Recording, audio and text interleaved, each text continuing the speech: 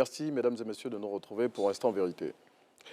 La Côte d'Ivoire est un pays laïque où les différentes confessions religieuses exercent leurs activités d'éducateurs des consciences, pourvu qu'elles ne quittent pas leur champ spirituel, ne perturbent pas l'ordre social et ne deviennent pas des forces politiques.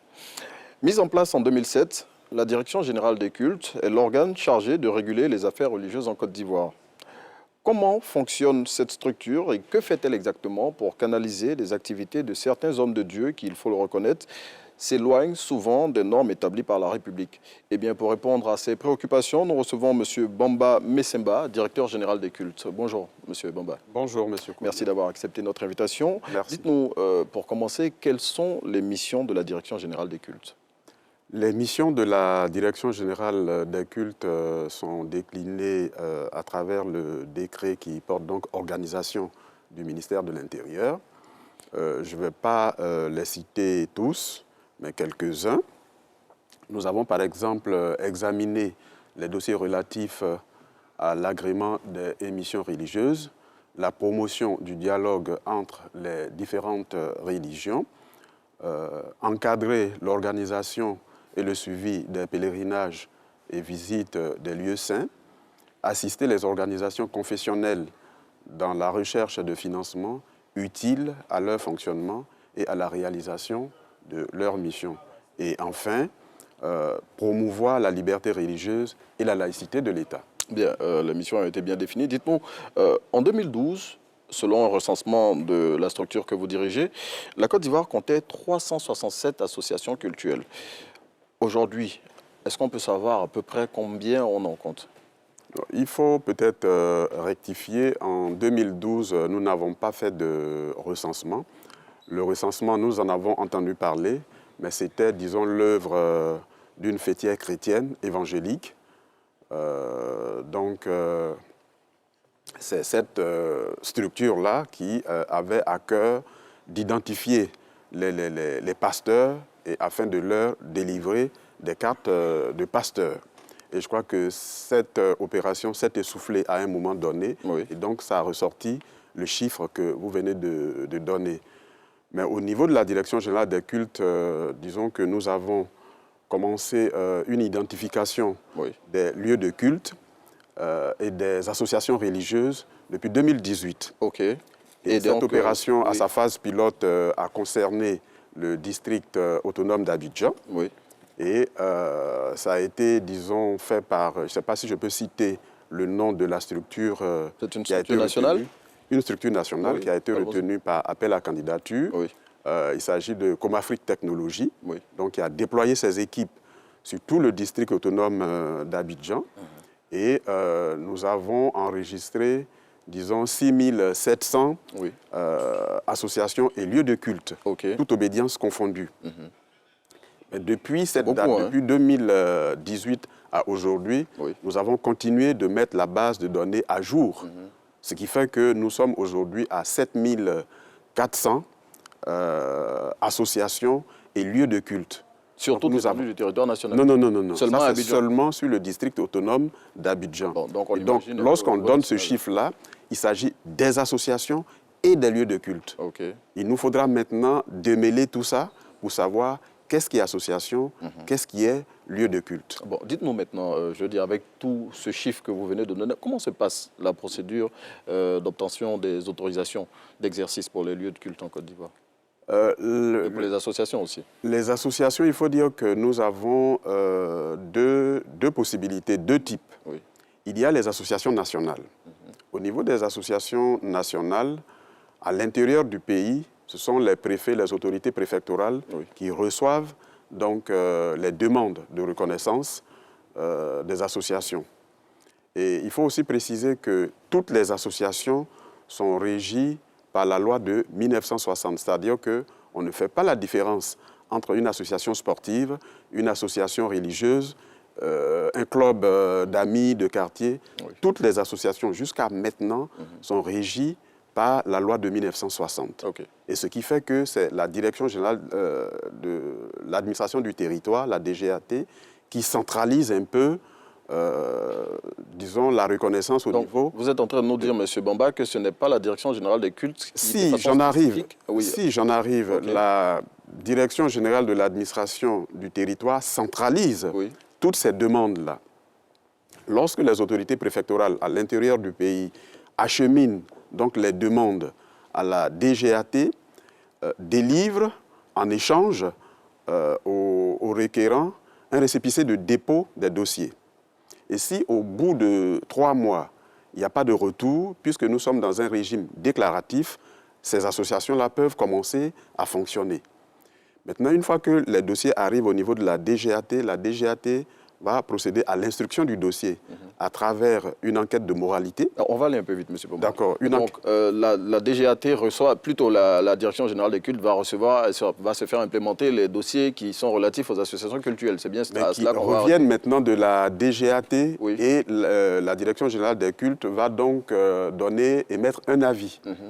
Bon, l'avis peut être favorable comme défavorable. Favorable assez souvent, mais défavorable des fois lorsque nous nous fondons sur le résultat de l'enquête de moralité, sur les sièges qui... Bon, si vous avez un siège dans un salon ou dans un quartier à risque, avec des risques d'éboulement, donc nous sommes obligés de dire, d'émettre un avis défavorable. Et une fois le dossier retourne à la DGAT, ça repart au cabinet du ministre qui, au regard de toutes ces informations, va donc délivrer ce qu'on appelle... Monsieur Bomba, je demandais comment se passait la procédure pour les associations cultuelles. Est-ce que la Direction générale des cultes intervient dans cette procédure-là? C'est ce que je suis en train de vous dire. Nous sommes... On peut y aller un peu rapidement. D'accord. Nous émettons un avis et donc c'est les conditions dans lesquelles nous émettons nos avis. Et c'est seulement après ça que les dossiers remontent au cabinet du ministre donc pour la signature de la reconnaissance donc, de ces associations. OK, et au terme de cette procédure-là... L'autre volet, il s'agit des associations nationales qui ont peut-être leur siège à l'étranger, donc qui demandent une autorisation de fonctionnement dans notre pays. En ce moment-là, ils déposent un dossier qui suit à peu près le même circuit et le ministre va donner une autorisation d'exercice de fonctionner en Côte d'Ivoire. OK. Donc, et votre rôle, c'est de veiller à la bonne pratique des activités religieuses en Côte d'Ivoire. Quand on sait que les questions qui touchent à la foi et à la religion sont un peu sensibles, comment ça se passe au quotidien, votre travail? Bon, on va dire que la procédure que nous avons mise en place, c'est vraiment la sensibilisation à outrance. Nous organisons ce qu'on appelle des tables rondes sur des thématiques précises. Nous sommes aussi souvent invités dans les grands rassemblements des religieux et à cette occasion, nous prenons la parole donc pour sensibiliser, donner des messages assez forts sur tout ce que nous constatons ici et là comme des travers par rapport donc aux pratiques. Au-delà de la sensibilisation, de quels moyens dispose la Direction générale des cultes dans le cadre de l'exercice de ses fonctions? Comme toutes les administrations, nous avons donc un budget pour les pèlerinages, pour toutes les associations, toutes les obédiences chrétiennes, musulmanes. Et généralement, en tout cas, ces personnes-là sont satisfaites de retour de ces pèlerinages. Au niveau de la sensibilisation, au niveau de l'appui aux organisations religieuses, nous avons aussi un budget, mais il faut dire que à ce niveau-là, ces budgets gagneraient à être un peu remontés parce que face à l'ampleur des demandes et à ce qu'il y a à faire, bon, le budget ne suffit pas toujours pour couvrir donc ces préoccupations. Monsieur Bamba, vous avez bien profité de la lucarne pour lancer un appel aux autorités ivoiriennes. Depuis 2018, dites-moi, vous organisez des activités de sensibilisation des acteurs religieux, mais malgré cela, on assiste à de nombreuses dérives sur les réseaux sociaux et aussi dans certains lieux de culte. Votre message, apparemment, il a du mal à passer.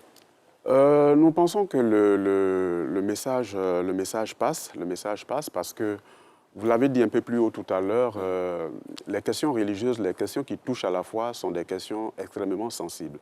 Vous pouvez avoir un homme de Dieu qui peut être dans la posture dans une autre posture que la posture religieuse. Mais lorsque une radio, une télévision ouvre son micro ou sa caméra, c'est l'homme de Dieu qu'on reconnaît. Mais ce jour-là, il n'est pas dans une posture d'homme de Dieu, de rapport en tout cas avec le secteur dans lequel on le connaît. Et donc, mais ce que l'opinion retient, c'est que c'est un homme de Dieu qui est en train de parler. Donc, il arrive des fois des hommes de Dieu qu'on retrouve en train de faire, on va dire, des influenceurs, parler d'autres sujets, parler d'amour, de rapports sexuels, je m'excuse de l'expression, mais c'est l'homme de Dieu qu'on reconnaît. Et en ce moment-là, l'opinion peut dire que l'homme de Dieu dit ceci, dit cela, mais il sort de son élément. Mais justement, quand, comme vous venez de le dire, un homme de Dieu sort du cadre qui a été défini par la législation ivoirienne pour la pratique de cette activité-là, la Direction générale des cultes, qu'est-ce qu'elle fait concrètement? Disons qu'il faut dire que notre loi fondamentale encadre la pratique religieuse. Bien évidemment. Par exemple, à l'article 19, il est dit que la liberté de pensée et la liberté d'expression, notamment la liberté de conscience, sont garanties. Chacun a le droit de s'exprimer et de diffuser librement ses idées. Mais ces libertés s'exercent sous la réserve du respect de la loi, oui, des droits d'autrui, de la sécurité nationale et de l'ordre public. Donc, qu'est-ce que vous faites concrètement? Nous faisons de la sensibilisation. Nous sommes... Rien que la sensibilisation. Nous sommes un démembrement du ministère de l'Intérieur et de la Sécurité. Et donc, le ministère de l'Intérieur et de la Sécurité a plusieurs démembrements. Oui. Chacun a son travail. Nous faisons la sensibilisation. Mais lorsque vous enfreignez à la loi, il y a un dispositif du ministère de l'Intérieur et de la Sécurité qui viendra donc réprimer. Bien, pour aller dans le même sens, ils sont nombreux, hein, ces hommes et femmes de Dieu, qui font des prêches qui souvent dépassent l'entendement humain. Hein. Bon, le cas le plus patent et le plus récent, c'est celui du pasteur de l'église Patmos Dieudonné de Côte d'Ivoire, qui se présente comme la réincarnation du Christ. Mais pourquoi la Direction générale des cultes a laissé prospérer les activités de ce monsieur, dont l'église existe, il faut le dire, hein, depuis plus de 40 ans? Évidemment, tout a un début et tout progresse dans le temps. Vous pouvez être en train de faire une activité bien commencée et puis faire des dérapages un peu plus loin. Je ne pourrais pas trop m'étendre sur la question de l'église de Patmos. Pourquoi, monsieur le directeur général? D'abord parce que vous avez dit qu'est-ce que la Direction générale des cultes fait. Oui. Le jour où il a été arrêté, il y a un de mes collaborateurs qui était là, qui est arrivé, on va dire, près de 2 heures au moins avant, mais qui était en train d'attendre parce que Dieu, entre guillemets, ou Jésus, entre guillemets... Bon, comme il se fait appeler. Voilà, comme il se fait appeler, n'apparaît pas comme ça. Et donc, mon collaborateur est resté dans l'attente. Et puis, il y a une autre structure du ministère de l'Intérieur qui est arrivée, qui a son agenda. Répressive. La structure répressive, qui a son agenda, qui a ses sources d'information, donc qui est venue et l'arrêter. Oui. Mais comme, disons, le dossier est pendant devant la justice, je ne veux pas m'étendre là-dessus. Mais c'est dire que si mon collaborateur s'est trouvé là au moment où la police arrivait, pour ne pas la citer, ça voudrait bien dire que nous étions sur le dossier. Et comme nous appartenons tous les deux, et la police et la Direction générale des cultes, au ministère de l'Intérieur, ça veut dire que le ministère de l'Intérieur fait son travail. Bon. Hasard du calendrier, hein, ou concours de circonstances, monsieur le directeur général, vous me le direz. Au lendemain de l'arrestation de ce prophète-là, ou de ce pasteur, c'est selon, vous avez organisé une rencontre avec des hommes de Dieu, hein, pour les sensibiliser. Comment s'est passée cette rencontre-là? Bon, hasard de calendrier ou coïncidence, en tout cas, je ne sais pas ce qu'il faut choisir là-dedans. Ce qui est sûr, nous étions en train de dérouler, on va dire, un programme. La preuve, le jour de l'arrestation, il y a un collaborateur qui se trouvait là. On avait déjà eu des informations. On travaillait donc sur le dossier. Et la finalité de cette démarche était de repérer ceux qui s'illustrent le plus sur les réseaux sociaux pour encore sur place une sensibilisation. Mais cette fois-ci, de façon didactique, de façon pédagogique, on a projeté, on va dire, des propos qu'ils ont tenus dans les rues. Et puis, ils ont pris de la hauteur, ils se sont vus et ils étaient eux-mêmes d'accord que ce qu'ils font n'est pas toujours bien. Et nous pensons que de cette façon-là, nous pourrons progressivement sensibiliser, disons, ces personnes-là. Nous ne pouvons pas, je voudrais dire, nous ne pouvons pas agir sur le contenu, Voilà, nous n'avons pas mission, vocation, compétence pour agir sur le contenu religieux qu'ils donnent. Mais lorsqu'ils sortent de cadre établi par la loi, nous intervenons, nous disons attention, vous êtes en train de sortir. Et puis bon, s'ils ne veulent pas entendre raison, naturellement, l'autre...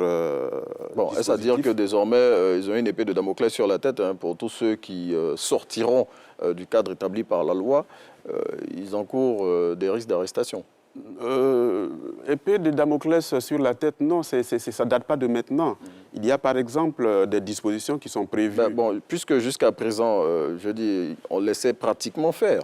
Voilà, jusqu'à ce que les réseaux sociaux s'en saisissent et que voilà, ça envahisse la toile et qu'aujourd'hui, bon, on ne peut pas dire qu'on laissait faire.